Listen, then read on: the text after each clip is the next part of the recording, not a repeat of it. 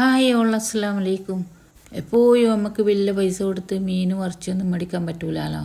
ഇടയ്ക്കൊക്കെ പ്രോട്ടീൻ റിച്ചുള്ള ഭക്ഷണം വീട്ടിൽ തന്നെ വില കുറഞ്ഞ രീതിയിൽ നമുക്ക് ഉണ്ടാക്കാം. ഇപ്പം പിന്നെ ചക്ക, മാങ്ങ, മുരിങ്ങ ഇതിൻ്റെ ഒക്കെ സീസണല്ലേ. മിക്ക വീട്ടിലും ഇതൊക്കെ ഉണ്ടാവും. ചക്ക തിന്ന് കഴിഞ്ഞാൽ കുരുവൊക്കെ എടുത്ത് നമുക്ക് കൈ വൃത്തിയാക്കി വെച്ചാൽ നമുക്ക് മഴയാകുമ്പോൾ കട്ടൻ ചായൻ്റെ കൂടെയെല്ലാം ചക്കക്കുരു പിഴിഞ്ഞടിക്കുമ്പോൾ നല്ല ടേസ്റ്റുമാണ്, നല്ല വിറ്റാമിനുള്ള സാധനമാണ്. ഈ ചോറിൻ്റെ കൂടെ മത്തിയും വേണം. പക്ഷെ എനിക്കിന്ന് മത്തി കിട്ടിയിട്ടില്ല. മത്തിക്ക് അത്യാവശ്യം വിലയൊക്കെ ഉണ്ട്. എന്നാലും ചിലർക്ക് മത്തിന്ന് കേൾക്കുമ്പോൾ ഒരു ഗുമ്മില്ലാത്ത പോലെയാണ്. പക്ഷേ ന്യൂട്രീഷൻ വാല്യൂ ഉള്ള ആളാണ് നമ്മുടെ സ്വന്തം മത്തി. ബുദ്ധിയുടെ വളർച്ചയ്ക്ക് ഏറ്റവും നല്ലത് മത്തിയാണ്. അങ്ങനെ എൻ്റെ പരിപ്പും മുരിങ്ങയുള്ള കറി റെഡിയായിട്ടുണ്ട്. കുറച്ച് എണ്ണയിൽ കടുകും കറിവേപ്പിലയും വറ്റൽമുളകും പൊട്ടിച്ച് പാർന്നതിന് ശേഷം അതിൻ്റെ മേലെ ഇട്ട് കൊടുക്കുന്നത് ജീരകപ്പൊടിയാണ്. നോക്കിക്കോളൂ, ഞാൻ ചോറെടുക്കാൻ തുടങ്ങിയിട്ടുണ്ട്. ആദ്യം ഒരു പ്ലേറ്റിലേക്ക് 2 സ്പൂണ് ചോറിട്ട് കൊടുത്ത്, നല്ല കുറുവ അരിൻ്റെ ചോറാണ്. കൂടെ തന്നെ ചക്ക വെച്ചതാണ് ഇട്ട് കൊടുത്തിട്ടുള്ളത്. ഒരു ഓംലേറ്റ്, വീട്ടിലുണ്ടായ മാങ്ങ, വീട്ടിലുണ്ടായത് തന്നെയാണ് ചക്കയും, പിന്നെ ഹോംമെയ്ഡ് അച്ചാർ, പരിപ്പും മുരിങ്ങവാൾ കറിയും, മുരിങ്ങവാളും വീട്ടിലുണ്ടായതാണ്. ഇതിൻ്റെ കൂടെയാണ് മത്തിയും കൂടി ഉണ്ടെങ്കിൽ ഒന്നും പറയാനില്ലേനു. നമ്മൾ ചോറ് കഴിക്കുമ്പോൾ ചോറ് കുറച്ചെടുത്തിട്ട് ബാക്കി സൈഡ് ഡിഷ് കൂടുതലായിട്ട് കഴിക്കുന്നതാണ് ഏറ്റവും നല്ലത്.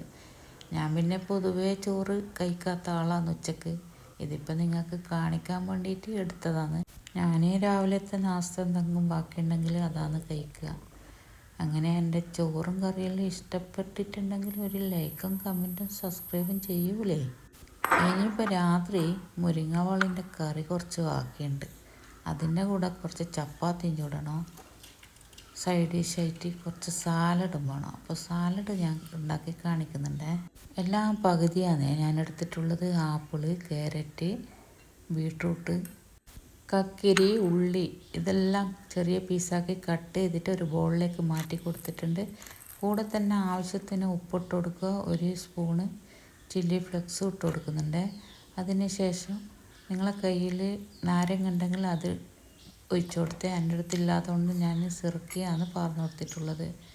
അതിന് ശേഷം കുറച്ച് കുരുമുളക് പൊടിയും മേലെ ഇട്ട് കൊടുത്തതിന് ശേഷം നല്ലോണം ഒന്ന് ഇളക്കി കൊടുക്കണേ. അങ്ങനെ ഞാൻ ടേസ്റ്റ് ചെയ്ത് നോക്കുമ്പോൾ എൻ്റെ പൊന്നോ ഒന്നും പറയാനില്ല. ഇതൊക്കെ ഇപ്പം മിക്ക വീട്ടിൽ നിന്ന് ഉണ്ടാക്കുന്നിരിക്കും.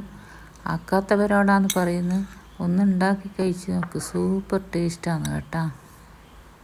ഞാൻ പിന്നെ ഈ ചക്ക വെക്കുന്ന വീഡിയോ എടുക്കാൻ മറന്നുപോയി കേട്ടോ.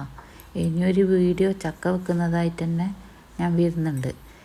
എല്ലാവരും ലൈക്കും കമൻറ്റും സബ്സ്ക്രൈബും ചെയ്യണേ. ഇന്ന് ഞാൻ പോവുകയാണ്. ഇനിയൊരു പുതിയ വീഡിയോ ആയിട്ട്, പുതിയ വിശേഷങ്ങളുമായിട്ട് ഇനിയും നിങ്ങളുടെ മുന്നിൽ വരാം.